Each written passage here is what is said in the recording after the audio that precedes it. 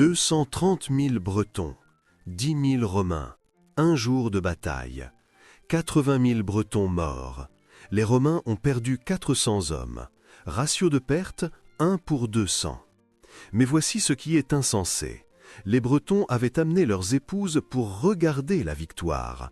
Des chariots remplis de familles, alignés en demi-cercle comme des gradins dans un amphithéâtre. En moins d'une heure, ces chariots sont devenus un piège.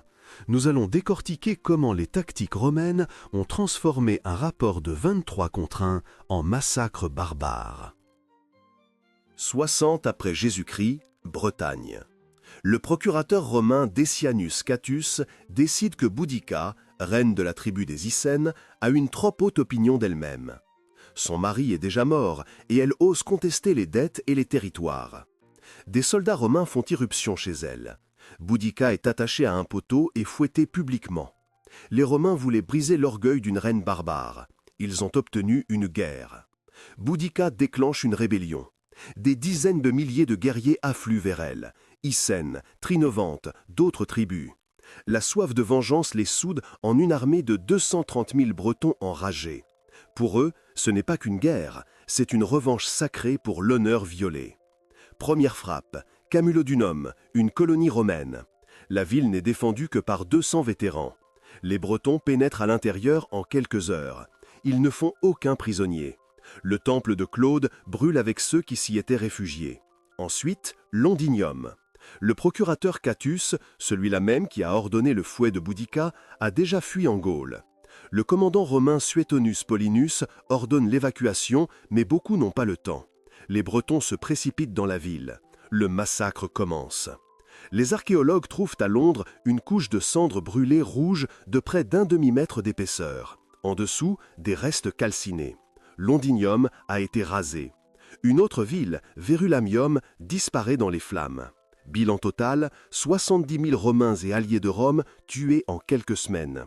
3 cités rayées de la carte. Les Bretons sont ivres de victoire. L'armée de Boudica grossit chaque jour. Des tribus entières la rejoignent. Tous ceux qui en ont assez des impôts romains, des lois romaines, de l'arrogance romaine. Ils voient la fumée au-dessus des villes et croient que c'est le début de la fin de Rome en Bretagne. Devant eux se dresse seulement la dernière légion de Suetonius. 10 000 hommes pathétiques contre leurs 230 000. Un rapport de 23 contre 1. Les Bretons sont certains que ce sera le massacre final. Boudica croyait que la vengeance la rendrait libre. Dans un mois, cette vengeance tuera 80 000 de son peuple. Vengeance ou calcul, lequel compte le plus pour la victoire? Mais le commandant romain fait une chose, et cela scelle le destin de 230 000 personnes. Suetonius Paulinus regarde une carte de la Bretagne et comprend. Il n'y a nulle part où fuir. Sa légion, la 14e Gemina et des détachements de la 20e Légion totalisent 10 000 hommes contre 230 000 Bretons enragés. Aucun renfort en vue. Boudica avance. Il pourrait battre en retraite vers la mer, embarquer sur des navires, naviguer vers la Gaule. Le Sénat comprendrait, les forces sont inégales. Mais Suetonius n'est pas du genre à fuir. C'est un vétéran de dizaines de batailles, pacificateur de la Maurétanie, un professionnel de fer. S'il doit mourir, ce sera d'une manière dont l'ennemi se souviendra. Il choisit un emplacement. Une gorge étroite, quelque part au centre de la Bretagne. Derrière le dos de la Légion, une forêt dense, impraticable pour une armée. Sur les côtés, des pentes escarpées. Devant, un champ ouvert qui se rétrécit vers la gorge comme un entonnoir. C'est la position parfaite. L'ennemi ne peut attaquer que de face, sur un front étroit. Pas 230 000 simultanément. Maximum 100 ou 200 hommes en première ligne. L'avantage numérique des Bretons est neutralisé par la géographie. Suetonius déploie ses légionnaires. Au centre, l'infanterie lourde en armure avec bouclier et courglaive. Sur les flancs, les cohortes auxiliaires. Derrière, près de la forêt, la cavalerie. Chaque homme connaît sa tâche. L'armée romaine fonctionne comme un mécanisme. Boudica approche avec sa horde. Les Bretons voient le tableau et se réjouissent. Les Romains sont acculés. La forêt bloque la retraite. Les pentes empêchent la manœuvre. Les légionnaires n'ont nulle part où courir, seulement tenir et mourir. Boudica est tellement confiante dans la victoire que les Bretons font l'incroyable. Ils amènent leur famille sur des chariots pour les regarder détruire les Romains. Des milliers de chariots s'alignent en demi-cercle derrière l'armée bretonne, comme des gradins dans un amphithéâtre. Comme des sièges de spectateurs au cirque. Les femmes s'installent sur les charrettes avec nourriture et vin. Maintenant, le spectacle va commencer. Maintenant, 230 000 guerriers bretons vont déchiqueter 10 000 envahisseurs romains. Ce sera un spectacle dont les Bretons parleront à leurs petits-enfants. Boudica parcourt la foule sur son char. Elle crie, montre les cicatrices des fouets romains, rappelle les villes brûlées, les 70 000 Romains morts. Les guerriers rugissent, frappent leurs épées contre leurs boucliers. La fureur monte au maximum. Suetonius parcourt la légion. Il parle brièvement. « Tenez la formation, écoutez les ordres, faites ce pourquoi vous avez été entraînés. » Les légionnaires sont silencieux, vérifient l'équipement, plantent les pylônes dans le sol à proximité, resserrent les boucliers. Les Bretons sont certains de la victoire. Dans 1 heure, ils comprendront. Le nombre ne signifie rien quand l'ennemi a choisi le bon endroit pour votre mort. Les Bretons lancent leur attaque. La première vague de Bretons se jette sur la ligne romaine. Ce n'est pas une attaque organisée, c'est une explosion de fureur. Des dizaines de milliers de guerriers avec de longues épées, des haches, des lances. Ils crient, agitent leurs armes au-dessus de leur tête. Le sol tremble sous le piétinement. Les Romains restent silencieux. Un mur de boucliers, des lances pointées vers l'avant en angle. Les légionnaires en 3 rangs. Le premier encaisse l'impact, le deuxième soutient, le troisième est prêt à remplacer les tombés. Ce ne sont pas des hommes, c'est une machine à tuer. Les Bretons s'écrasent contre la ligne romaine. Le front étroit de la gorge fait son œuvre. Maximum 100 ou 200 peuvent attaquer simultanément. Les 230 000 autres se pressent derrière, poussent en avant, grimpent devant, mais ne peuvent atteindre l'ennemi. La première ligne de Bretons tombe instantanément. Les pilumes romains, lourds javelots, lancés en salve depuis 10 mètres. Ils percent les boucliers, embrochent les corps. Pèsent 2 kilogrammes, tordus pour qu'on ne puisse les retirer. Un bouclier avec un pilume coincé devient inutile, il faut le jeter. La deuxième ligne atteint les boucliers. Les Romains sortent leur court glaive, frappent au ventre, frappent à la gorge, frappent à la cuisse où passe l'artère. Pas de larges mouvements, seulement des coups brefs depuis derrière le bouclier. 3 secondes, un Breton mort. Les Bretons se battent pour la liberté et l'honneur. Les Romains se battent pour leur solde et leur pension. Devinez qui gagne. Les Bretons combattent courageusement. Ils sont forts, grands, féroces. Mais leurs longues épées nécessitent de l'espace pour frapper. Dans une foule dense, il n'y a pas de place pour balancer. Les Romains travaillent méthodiquement. Rotation. Le légionnaire fatigué recule au 3e rang. Un frais avance. Pas de fatigue. Le mécanisme fonctionne parfaitement. Après une demi-heure, un mur de cadavres hauts comme la taille pousse à la gorge. Les vagues suivantes d'assaillants escaladent les corps de leurs compagnons de tribu, glissent sur le sang, trébuchent. Les Romains tiennent et tuent. Tacite écrit une phrase stupéfiante. Les Romains se sont lassés de tuer. Les légionnaires tournent toutes les 15 minutes, mais les mains s'engourdissent par les mouvements répétitifs. Le glaive entre dans la chair, sort, entre à nouveau. Du sang jusqu'au coude. Les Bretons continuent d'attaquer. La fureur ne permet pas la retraite. Les familles regardent depuis les chariots. Impossible de montrer sa lâcheté. Ils se jettent directement sur les épées romaines. 1 heure passe. Le mur de cadavres a grandi plus haut qu'un homme. Les Bretons grimpent, glissent, tombent. Le moral commence à se fissurer. Suetonius voit le moment. Ordre, contre-attaque. Les Romains ouvrent le centre et libèrent la cavalerie. Les cavaliers s'abattent sur les Bretons épuisés en coin. Derrière eux vient l'infanterie, en formation, serrée, méthodique. Les Bretons vacillent. Quelqu'un se retourne et fuit. La panique est contagieuse. Ils courent vers les chariots, vers les familles, vers le seul endroit où se mettre à couvert. Le pillage se referme. Des milliers de chariots disposés en demi-cercle bloquent la retraite. Les Bretons s'écrasent contre leur propre train de bagages, écrasent les femmes, les charrettes se renversent. Le chaos. Les familles ne voient pas le triomphe. Elles voient des guerriers fuir paniqués, piétiner leurs proches, mourir sous les épées romaines. Les Romains suivent, méthodiquement, en formation. Ils tuent tout le monde pour que personne ne s'échappe. Ce n'est plus une bataille, c'est un nettoyage. Le massacre dure jusqu'à la nuit. Quand les légionnaires s'arrêtent, des montagnes de corps gisent alentour. 80 000 Bretons morts. Le champ est couvert de cadavres sur des centaines de mètres. Les Romains perdent 400 hommes, 1 pour 200. Mais comment est-ce possible?